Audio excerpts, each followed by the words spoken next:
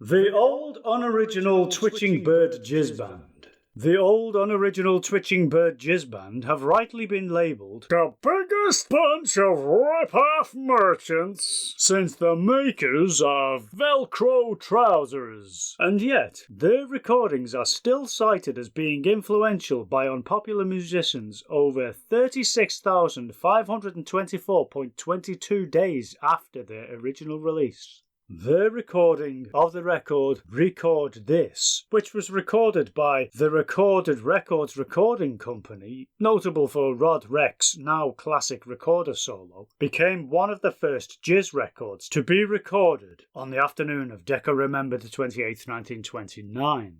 Its release heralded the start of the jizz era and helped define the uninhabited, high-spirited era we call the Recording Age. The group began life in an unformed formation and quickly developed into a deformed form. They then reformed, which is something of a mystery, as they had never split up, before finally deciding it was a good idea to reform. In 1930, the band moved from New Celano to Oshikag, where they performed sporadically at the infamous Bludgeon Club, under the name of Twitchy's Somewhat Uncomfortable Gastric Band. After 2.5 weeks, the group moved to Newfangle, where, through the endorsement of Al Jizbag, they secured a gig at the Spaz and Jerk Cafe, an unfashionable diner and opium den, which was renowned for being a bit shit. Fortunately, the group created absolutely no interest, and the Recorded Records Recording Company hurried to avoid any possibility of recording them. Following the Spasm Jerk residency, the band became an instant failure and gained no notoriety with their cringingly unfunny theatrical frolics like spelling out unoriginal on their buttocks and mooning the audience while playing the xylophone with their collective penises. Or should that be peni? Despite the efforts of just about everybody who was alive at the time, and the few who were not,